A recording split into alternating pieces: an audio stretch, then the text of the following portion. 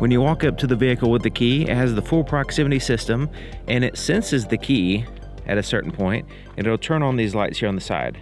On the side mirrors, they shine on the ground, basically approach lights, and the interior lights turn on. When we hit the unlock button, basically the same thing except for the side mirrors fold out.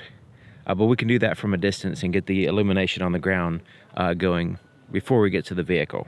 There is a DRL off position on the headlight switch, and when you turn that to the off position, it does turn all the exterior lights off, and you can drive the vehicle and move it and everything with the exterior lights off. Now I have the parking lights on, and these LEDs here on the front, the daytime running lights, are fairly bright, white LEDs, nice and sharp.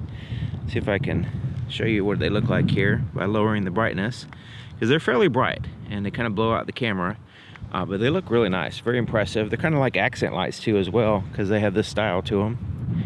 There's also an amber side marker here on the front, a red side marker here on the back, and the tail lights are red, of course, and they kind of extend around the side of the vehicle and here in the back, and have a little design to them. It's kind of neat. They're a nice deep red, but for whatever reason the camera makes them look a little bit blown out, but they look pretty neat. Tag light is also on, and it kind of illuminates the ground a little bit, and that kind of serves as an approach light a little bit. Now the reverse lights and the brake lights are also LED, nice and bright, looking good. Turn signal here in the front is amber. It basically takes that white light, turns it amber, and flashes. So it's very bright, and you're not gonna miss that one. So it's pretty good. It illuminates the ground here as well. So yeah, really good turn signal here in the front. There's also an indicator here on the side mirror, amber in color. Not super bright, but it is a little bit brighter this way. Turn signal here in the back is amber in color, and it's right there in the center of the housing. And hopefully you can see the color. It is amber. Separates itself from the red tail light, and it's fairly bright. Okay, so let's go ahead and turn on the headlights. So you can see that the daytime running lights are kind of bright. They shine on the ground. Could potentially mistake them as headlights. But here's the headlights here. And the fog lights are the lights here closer to the vehicle. So when I turn those, there's on and off. So you can see a big difference there when you turn the fog lights on. Now, when you first start the vehicle, it changes the range of motion, because these are auto leveling headlights. So it goes to the range of motion when you first start it up, but they're already on, so they just kind of turn on. So these low beams are 3 projectors here on the outer portion of the headlight housing. And they kind of overlap, so there's 3 on each side, and they kind of overlap and shine on the road, and you'll see they do a pretty good job. And then there's a reflector LED fog light here at the bottom. You can see that.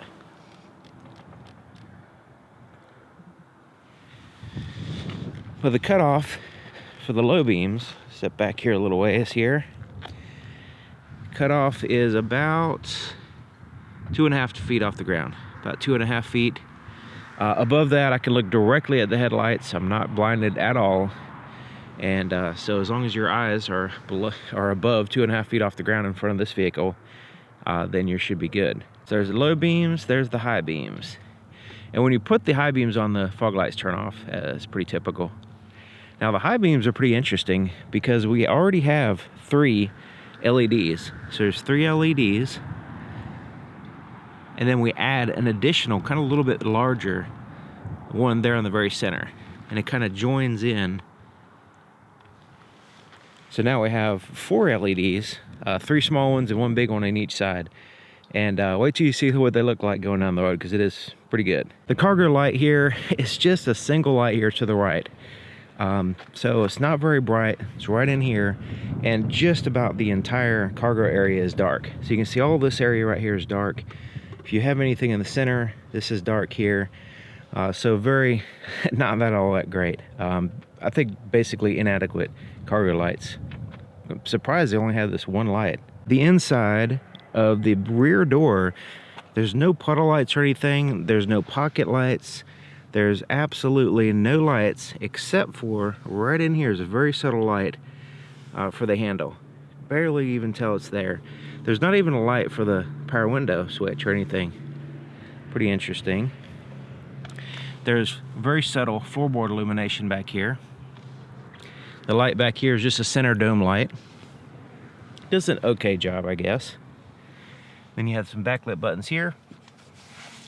There's heated seat controls and USB charge ports.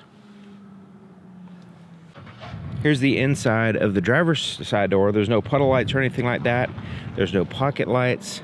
This is a kind of a big deal for me, because there is a little light to find the driver door power window, but the door lock controls are not illuminated.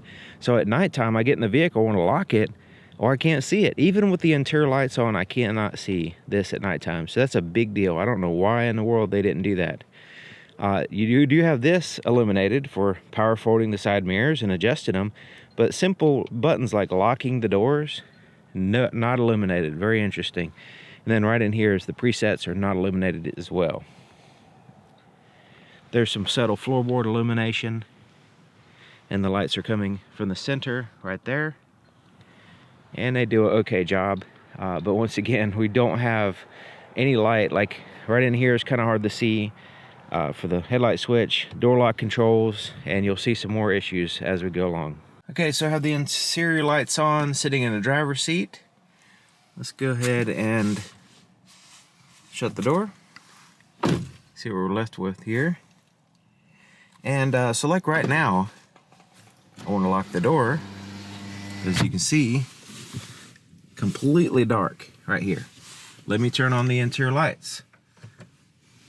Still completely dark.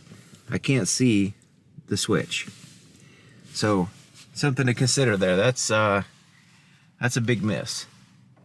Okay, so backlit buttons here on the steering wheel. And then here is the screen up here, which is okay as far as the illumination. Same thing here, big screen. You can see it nicely. Most everything is illuminated as far as the buttons go. There is a charge compartment right here for your cell phone. It does have a little tiny subtle light here. It's okay, I guess. There is some very subtle floorboard illumination, like I mentioned before. So I remember to wear white shoes so you can actually see it, because it's not very bright. There's a compartment under here. Let me turn the inside lights on, maybe you can see it. Anyways, there's a compartment. It's very hard to get to, but it does have some backlit buttons here for the USB ports. And even with the interior lights on, you probably can't even see it. So it's there's a little tiny subtle light in there, but not very great. So yeah, it's one of those compartments that's like, you gotta be a contortionist in order to use that compartment, really. All right, now moving on, we'll have some more misses. So the cup holders are not illuminated. This center compartment, very interesting. You open it up, it has a top compartment. Can you see anything? Probably not. Well, there's a tray that comes out, and it goes even deeper. We still don't have a light, though. Absolutely no lights here in this deep compartment. So let me turn on the interior lights. So it goes way in there. There's a user manual, and it goes way in there. And even with the interior lights on, you can barely see in there. So put that compartment, little cubby back in, so you can see that fairly well. This is a little spot right here. You have to turn the interior lights on to even see any of that stuff. There is no glove compartment in this vehicle, so there's no light, of course, because there's no glove compartment. It does have a really good rear view camera, home link garage door opener controls, and the controls for this camera, brightness and all that stuff are controlled here.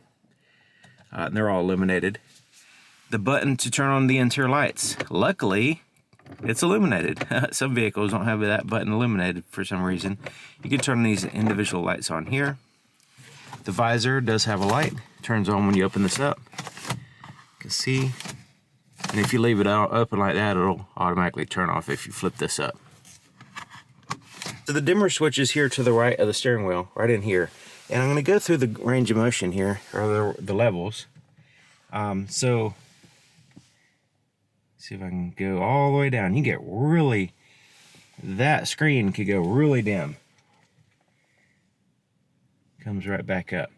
So adjust these other backlit buttons and stuff subtly, but most of it is this screen right here, to where you could make it to where you could barely see it. It's kind of interesting.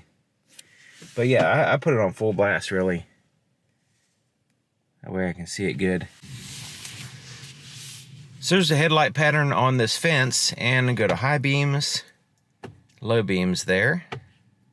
And then we'll do the fog lights so you can see what it looks like. And there's a little bit of a jagged spot right over here, and that lines up with the oncoming lane to avoid glare, especially when it's raining. That kind of thing could shine on the ground and then, you know, glare up to their face and blind them potentially. Because there's a lot of light going down, even on the low beams. It has a lot of, all three of those projectors are pretty bright when very low to the ground.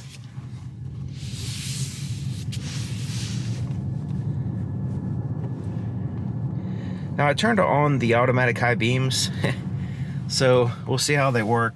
So far it's been okay, but you never know.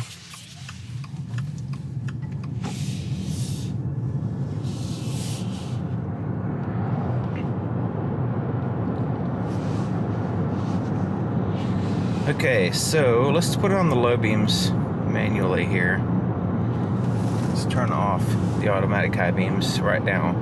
Okay, so that road, you can see on the oncoming lane, there's a little bit of that dip down. So it looks like it's lined up properly. As far as just a little bit lower cutoff on the oncoming lane. That's basically all it's doing.